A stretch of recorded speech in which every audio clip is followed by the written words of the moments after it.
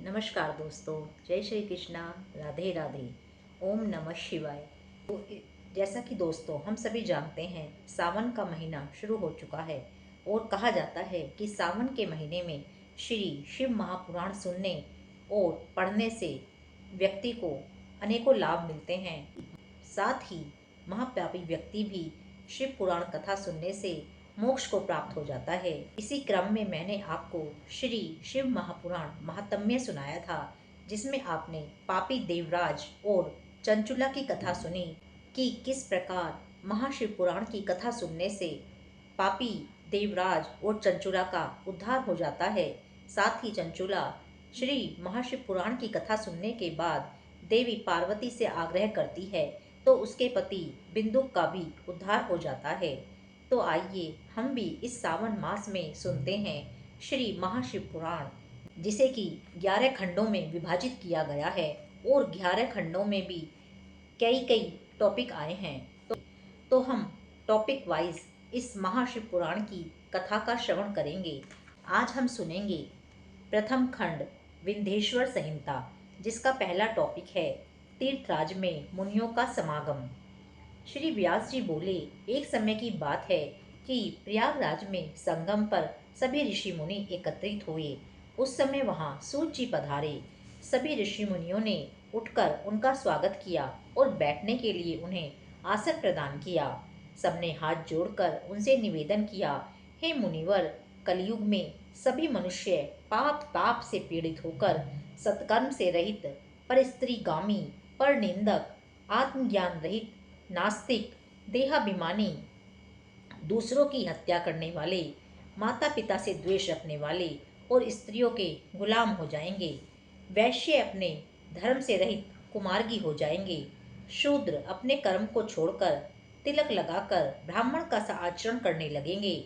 नकली तपस्वी, ब्राह्मणों के तेज हड़ता, शालीग्राम आदि पाषाणों का दंभ पूर्वक पूजन करने वाले कुकर्मी, विद्यावाद विवादी, धर्म लोपक, दुष्कर्मी, धर्म के नाशक, दंभी अभिमानी, क्रूर होंगे। स्त्रियां भी धर्म से विमुख हो जाएंगी।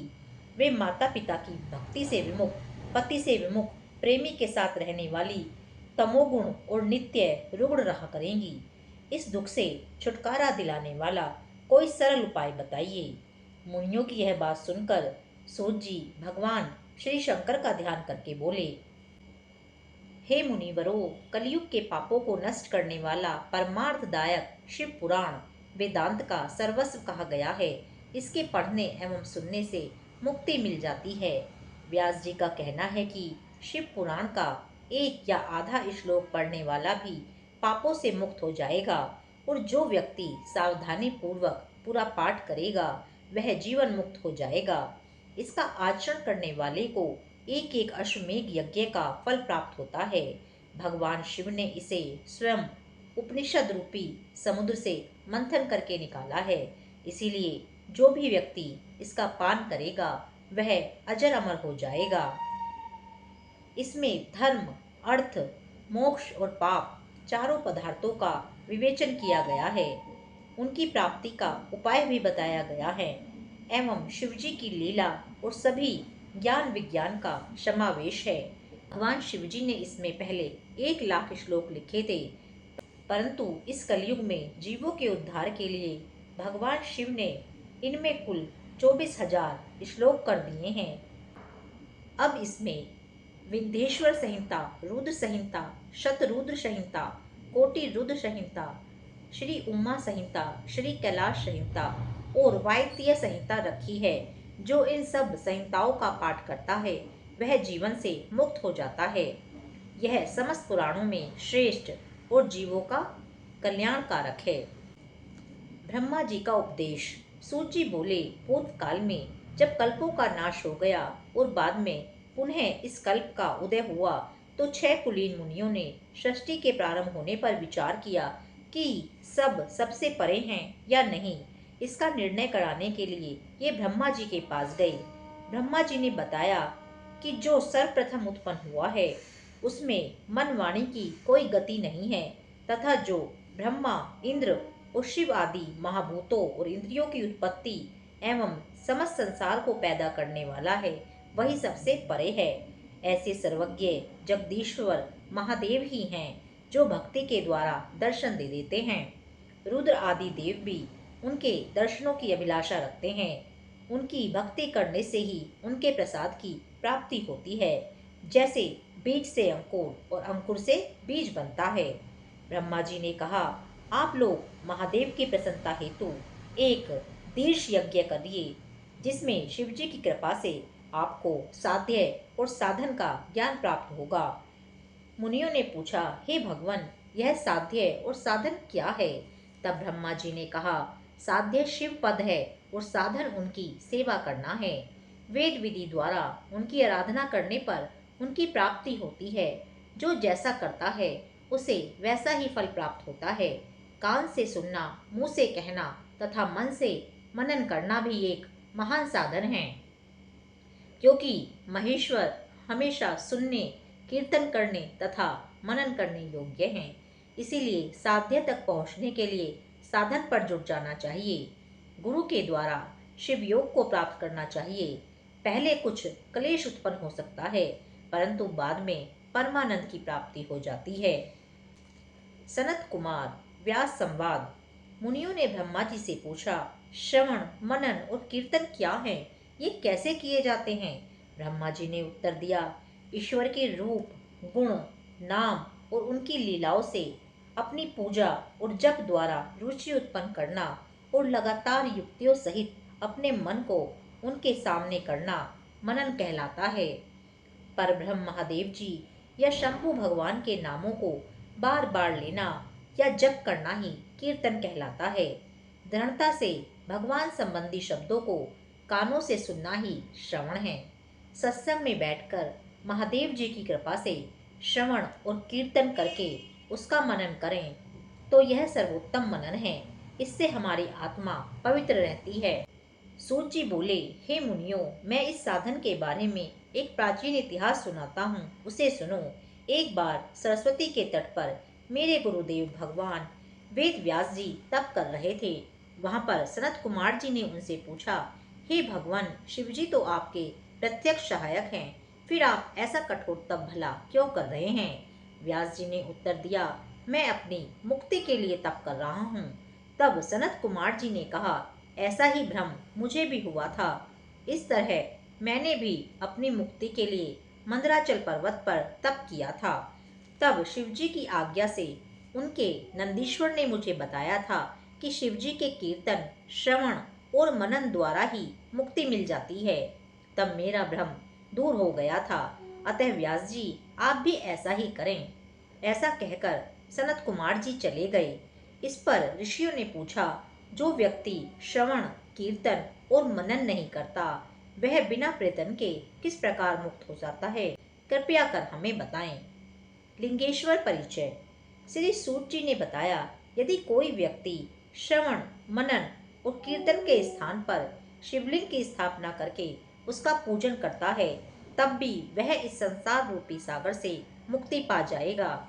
मैंने अपने गुरुजी से सुना है कि शिव जी ब्रह्म स्वरूप, निष्फल, कला रहित तथा काल सहित हैं। इस निष्फल में निराकार लिंग की प्रधानता है। वे सभी कलाओं से युक्त हैं और साकार निराकार से ही शिव जी ब्रह्म संज्ञक भी हैं। व्यक्ति शिव जी के साकार रूप और निराकार रूप दोनों को पूजते हैं।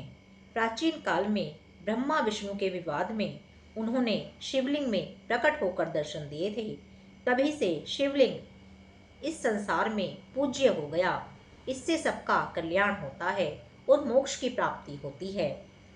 ब्रह्मा और विष्णु का विवाद।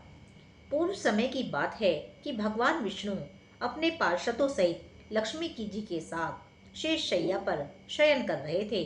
ब्रह्मा जी भी वहां पहुंचे। विष्णु जी को संबोधन करके बोले, हे पुत्र, तुम कौन हो? उठो, तुम मुझे देखो, मैं तुम्हारा भगवान यहाँ आया हूँ। विष्णु जी यह सुनकर क्रोध को दबाते हुए बोले, हे पुत्र, तुम्हारा कल्याण हो, आओ बैठो, देखो मैं तुम्हारा पिता हूँ। कहो, तुम्हारा मुख टेढ़ा क्यों हो गया है? ब्रह्मा जी बोले, समय के फेर से तुम्हें अभिमान हो गया है। हे पुत्र, मैं तुम्हारा स्वामी हूँ, इस समस्त संसार का पितामह हूँ। विष्णु जी बोले, अरे चोर, तुम मुझे अपना बड़प्पन क्या दिखाते हो? सारा संसार तो मुझ में निवास करता है। तुम मेरी ही नाभि कमल से उत्पन्न हुए हो और मुझसे ऐसी बातें कर रहे हो। तुम्हें यह शोभा नहीं देता। इस प्रकार ब्रह्मा जी और विष्णु जी में विवाद बढ़ता चला गया। ये दोनों अपने को प्रभु कहते कहते आपस में युद्ध करने लगे। दोनों के प्रहारों से देवता व्याकुल होकर कांपने लगे और कहने लगे, जब आप दोनों अराजकता उत्पन्न कर रहे हो तो यह समस्त सृष्टि भगवान शिव की है। उनके बिना इस सृष्टि का एक दिन का भी इधर से उधर नहीं हो सकता। अतः हम सब शिवजी के पास ही चलते हैं। इतना कहकर वे सभी देवता वहां पहुंचे जहां महादेव जी पार्वती जी के साथ सभा में मणिमय सिंहासन पर विराजमान थे। देवताओं को आया देखकर शिवजी ने उन सबको अपने पास बुलाया और बोले, शिव निर्णय। हे देवताओं, मैंने सुना है कि विष्णु और ब्रह्मा में भीषण संग्राम चल रहा है। इस कारण तुम्हें महान दुख उठाना पड़ रहा है, परंतु अब तुम घबराओ मत। शिव जी वहां पहुंचकर बादलों की ओट में उनका भीषण युद्ध देखने लगे। वे परस्पर एक दूसरे पर माहेश्वर और पाशुपात अस्त्रों का प्रयोग कर रहे थे। इनके प्रयोग करने पर त्रिलोकी भस्म हो जाती है। इस प्रलय के वातावरण को देखकर शिवजी एक तेजोमय अग्नि के समान दोनों के पत्थे में जाकर चमकते हुए एक लिंग के रूप में प्रकट हुए। विष्णु और ब्रह्मा महातेज वाले स्तंभ को देखकर विस्मय में पड़ गए। दोनों कहने लगे, यह इंद्रियातीत अग्नि स्वरूप लिंग क्या है? हमें इसका पता लगाना होगा। यह कहकर दोनों शीघ्रता से चल पड़े। विष्णु जी शूकर का रूप धरकर पाताल में गए और ब्रह्मा जी हंस का रूप धरकर ऊपर आकाश में आ गए। परंतु दोनों में से किसी को भी उस प्रकाश में लिंग के भेद का पता नहीं चला। ब्रह्मा जी ने आकाश में केतकी का फूल देखा और उसे तोड़कर ले आए। उन्होंने यह निश्चय किया कि उन्होंने महातेजस्वी लिंग का पता पा लिया है। वे केतकी के फूल को लेकर विष्णु जी के पास चले। विष्णु जी ने ब्रह्मा जी के पैर पकड़ लिए। ब्रह्मा जी के इस छल को देखकर शिव जी उसी समय प्रकट हो गए। विष्णु जी ने भगवान शंकर के चरण पकड़कर प्रणाम किया। भगवान विष्णु की इस महानता से भगवान शिव बहुत खुश हुए। उन्होंने प्रसन्न होकर उनकी सत्यवादिता की प्रशंसा की और अपनी समता प्रदान की। ब्रह्मा जी का अभिमान भंग। श्री नंदिकेश्वर बोले, इसके पश्चात शिवजी ने अपनी भुवों के बीच में से भैरव को प्रकट किया। भैरव ने प्रकट होकर भगवान शिव से पूछा, मेरे लिए क्या आज्ञा है? ब्रह्मा जी पर क्रोध करते हुए भगवान शंकर ने भैरव से कहा, तुम अपनी पैनी तलवार से ब्रह्मा जी की सेवा करो। शिव जी की आज्ञा पाते ही भैरव ने ब्रह्मा जी के केशों को पकड़ लिया। भैरव ने ब्रह्मा जी के पांचवें मुख को, जिससे उन्होंने असत्य बोला था, काट दिया। अन्य सिरों को काटने के लिए भैरव जैसे ही तैयार हुआ, ब्रह्मा जी शिव जी के चरणों में गिरकर क्षमा याचना करने लगे। विष्णु जी ने भी भगवान शिव जी के चरणों में गिरकर ब्रह्मा जी को क्षमा करने की प्रार्थना की। हे भगवान, आपने प्रारंभ में ब्रह्मा जी को 5 सिर प्रदान किए थे। अब इनका एक सिर कट चुका है, अतः अब आप इन पर प्रसन्न हो जाइए। भैरव ब्रह्मा जी को छोड़कर बोले, हे ब्रह्मा, तुमने अपनी प्रतिष्ठा और ईश्वर तत्व के लिए छल कपट किया है, इसीलिए तुम सत्कार, स्थान और उत्सवों से विहीन किए जाते हो। ब्रह्मा जी शिव जी से वरद और स्वामी कहकर अपना 5वां सिर मांगने लगे। इस पर शिव जी ने कहा, अराजकता के डर से मैं संसार की स्थिति बिगड़ने नहीं दूंगा। हे पुत्र, जो अपराधी है उसे तुम दंड प्रदान करो। तुम गणों के अधिपति होकर रहो, लोक मर्यादा का पालन करो। इसके पश्चात शिवजी ने केतकी के फूल से कहा, तू भी इस झूठ में शामिल है, अतः तू भी मेरी पूजा के योग्य नहीं है। शिवजी के गणों ने केतकी को दूर भगा दिया। केतकी शिवजी से हाथ जोड़कर बोली, हे स्वामी, मुझे माफ करने की कृपा करें। हे प्रभु, आपकी कृपा से कुछ भी दुर्लभ नहीं है। शिवजी बोले, मेरा वचन कभी मिथ्या नहीं हो सकता। मैं अब तुम्हें स्वीकार नहीं कर सकता, परंतु मेरे भक्त तुम्हें स्वीकार करते रहेंगे। इस प्रकार तुम्हारा जन्म सफल हो जाएगा। मेरे मंडप की रचना में तुम शिरमोर ही रहोगी। इस प्रकार भगवान शिव ब्रह्मा, केतकी और विष्णु पर कृपा करके देवों के पास पधारे। देवताओं ने शिवजी का पूजन और स्तुति की। पुनः शिवजी अपनी सभा में जा बैठे। शिवजी का ज्ञान उपदेश। श्री नंदिकेश्वर बोले, ब्रह्मा जी और विष्णु जी हाथ जोड़कर शिवजी के अगल बगल में खड़े होकर स्तुति करने लगे। इससे शिवजी प्रसन्न होकर उनसे बोले, तुमने आज महान दिन पर मेरी पूजा की है। आज से इस दिन का नाम शिवरात्रि होगा। यह बड़ा पवित्र दिन है। शिवरात्रि के दिन जो मेरे लिंग की पूजा करेंगे वे मुक्त हो जाएंगे। जो व्यक्ति प्रपंच रहित होकर इस एक दिन भी मेरी पूजा करेगा, वह 1 वर्ष की निरंतर पूजा का फल प्राप्त करेगा। मेरा लिंग रूप जो प्रकट हुआ था वह आद्रा नक्षत्र है। जो व्यक्ति मार्गशीर्ष माह में आद्रा नक्षत्र में उमा सहित मेरी पूजा मेरे लिंग या बेर लिंग में करेगा अथवा दर्शन प्राप्त करेगा, वह मुझे कार्तिकेय के समान ही परम प्रिय होगा। शिवरात्रि पर दर्शनों का ही महान फल है। पूजन से जो फल प्राप्त होगा उसका मुख से वर्णन नहीं किया जा सकता। तुम दोनों अर्थात ब्रह्मा विष्णु की युद्ध भूमि में जहाँ मेरा लिंग प्रकट हुआ है वह अरुणाचल के नाम से प्रसिद्ध होगा। यहाँ पर शरीर छोड़ने वाले व्यक्तियों की मुक्ति अवश्य होगी। जो व्यक्ति मुझ परमेश्वर की लिंगेश्वर रूप में पूजा करेंगे उन्हें चारों प्रकार की मुक्ति प्राप्त होगी। ब्रह्मा विष्णु को शिव उपदेश। भगवान शिव जी की बात सुनकर ब्रह्मा जी एवं विष्णु जी ने कहा, आप हमें सर्ग आदि के 5 कृत्य के लक्षण बताइए। शिव जी ने बताया, सृष्टि, स्थिति, अहंकार, तिरोभाव और अनुग्रह में मेरे 5 प्रकार के कर्म संसार में नित्य सिद्ध हैं। इनमें संसार के प्रारंभ करने वाले को सर्ग कहते हैं, उनको स्थिर रखने की स्थिति और नष्ट करने को संहार कहते हैं। इधर उधर बदलने के तिरोभाव और संसार से मुक्ति को अनुग्रह कहते हैं। इस प्रकार ये मेरे 5 कृत्य हैं। इन 5 कृत्यों को चलाने के लिए मेरे 5 मुख हैं। 4 दिशाओं में 4 मुख और मध्य में 5वां मुख स्थित है, जिसे केवल विद्वान व्यक्ति ही जानते हैं। 5वें कृत्य अनुग्रह को कोई भी नहीं पा सका है। तुम भी उस कर्म को भूल गए हो। तुम में मूढ़ता आ गई थी। अब यदि तुम चाहो तो मेरा ओंकार नाम का मंत्र का जाप करो। इससे तुम्हारे अंदर का अभिमान नष्ट हो जाएगा। तब भगवान शिव जी ने ब्रह्मा जी व विष्णु जी का उत्तर की ओर मुंह करा के ओंकार का उपदेश दिया। तब ब्रह्मा जी व विष्णु जी ने नमस्कार करके उनकी स्थिति इस प्रकार आरंभ की। हे सर्वेश्वर, आपको नमस्कार है। हे संसार का निर्माण करने वाले, पंचमुख वाले, आपको हमारा कोटि कोटि नमन, कोटि कोटि प्रणाम है। गुरुदेव भगवान शिव ने प्रसन्न होकर कहा, तुम्हें मैंने सभी तत्वों का वर्णन करके मंत्र भी बतला दिया है। इसका जाप करके तुम मुझे प्रत्यक्ष जान सकोगे। यह मंत्र भाग्य विधायक और ज्ञान देने वाला है। इससे मेरे पद की प्राप्ति होगी। इस प्रकार उपदेश देकर शिवजी वहां से अंतर्ध्यान हो गए। शिवलिंग स्थापना विधि। श्री सूत जी ने ऋषियों को बताया, गंगा आदि पवित्र नदियों के तट पर या अन्य किसी भी जगह शिवलिंग की स्थापना की जा सकती है। यह समझ लेना चाहिए कि शिवलिंग का पूजन प्रतिदिन होते रहना चाहिए। पृथ्वी संबंधी द्रव्य जल से निर्मित अर्थात धातु से बने शिवलिंग की स्थापना इच्छा अनुसार करें। चल मूर्ति छोटी और अचल मूर्ति बड़ी बनानी चाहिए। मिट्टी, पत्थर और लोहा आदि के साँचे से इन्हीं धातुओं का 12 अंगुल का लिंग का निर्माण करना चाहिए। लिंग या मूर्ति दोनों की ही पूजा शिव पद को देने वाली है। कोई कोई भक्त शिवजी की गोद में उमा को बैठाकर उनकी पूजा करते हैं।